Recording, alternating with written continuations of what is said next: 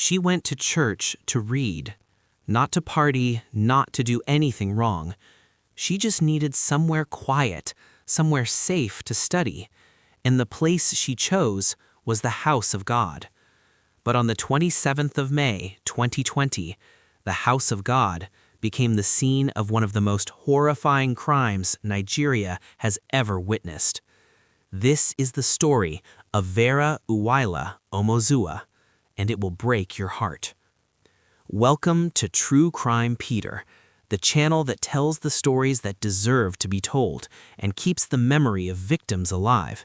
If you are new here, subscribe and hit the notification bell, because every week we cover true crime cases from Nigeria and across Africa that you need to know about. Now let's go back to Benin City, May 2020, and the story of a 22-year-old girl who only wanted to be a woman of God. Vera Uwaila Omozuwa was not just another face in a headline. She was a 22-year-old first-year student of microbiology at the University of Benin, UNIBEN.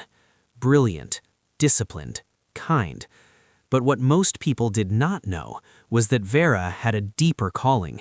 She was studying microbiology, but her real passion was theology. She wanted to be a minister. She wanted to preach the word of God. Her older sister Judith described her simply. She said, the church was her favorite place to be. Vera had been a member of the RCCG choir for years. She loved that church. She trusted that church. When the COVID-19 lockdown shut down UNIBEN in March 2020, Vera found herself stuck at home with her siblings, and she struggled to concentrate.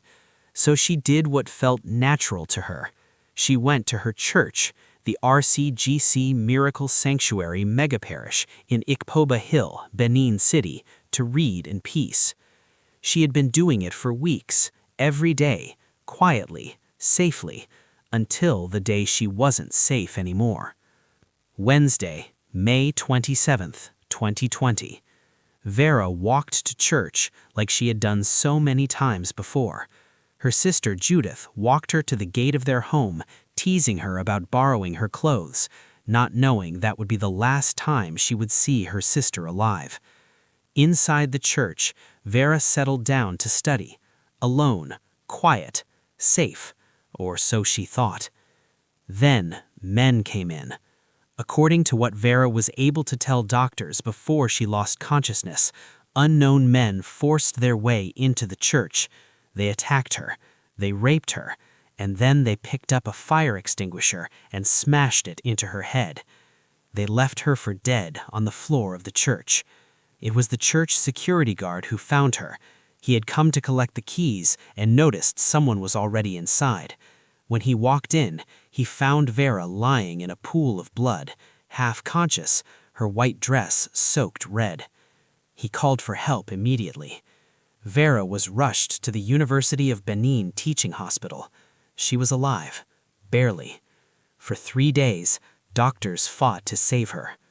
On the 30th of May 2020, Vera Uwaila Omozuwa lost that fight. She was 22 years old. Nigeria erupted.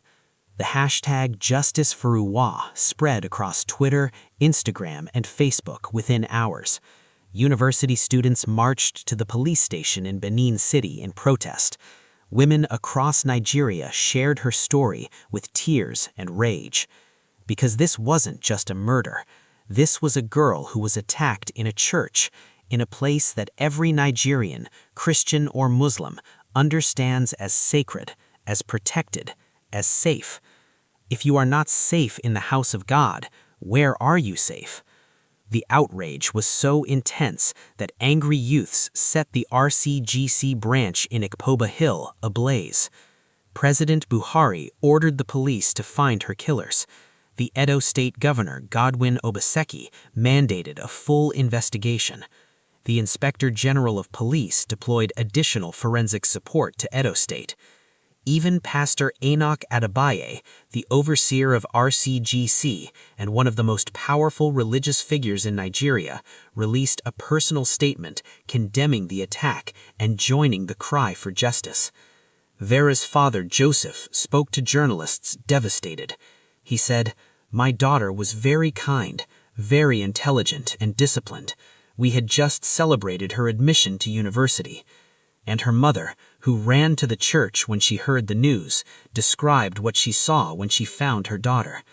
She said, "The dress she was wearing that morning was white. The white had turned to red. All her body was full of blood." Take a moment with that. The investigation and arrests.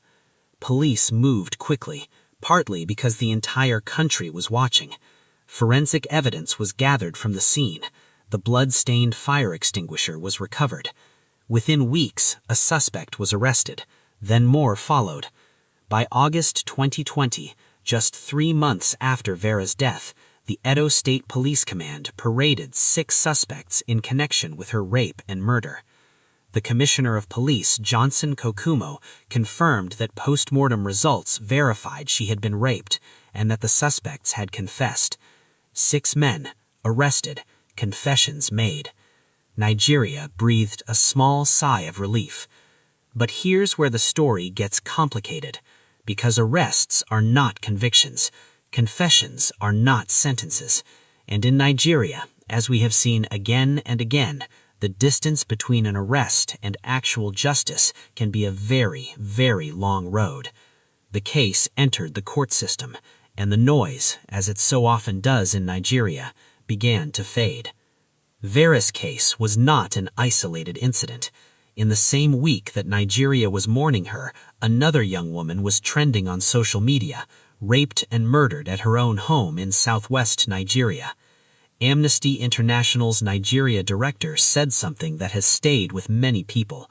She said, "Even in the spaces where women should be safest, their homes, their schools, their places of worship, violence is getting there." That is the reality that Vera Uwaila's death forced Nigeria to confront. A 22-year-old girl, a choir member, a future minister of God, studying microbiology with dreams of preaching the gospel, killed in the one place she felt most at peace.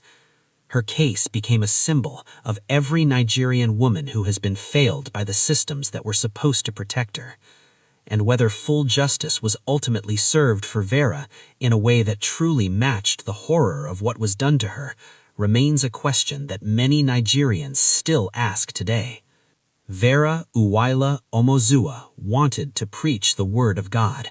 Instead, her story became a sermon that Nigeria desperately needed to hear, about the safety of women, about justice, about what it means when even a church cannot protect you. We remember her today, not just as a victim, but as a daughter, a sister, a choir member, a student, and a young woman with a future that was stolen from her. Rest in peace, Uwa. Tell me in the comments, do you think full justice was served for Vera, and what needs to change in Nigeria to protect women and girls? If you are new here, subscribe right now. Every week, we tell the stories that deserve to be remembered. I'm Peter, and this is True Crime Peter. See you in the next one.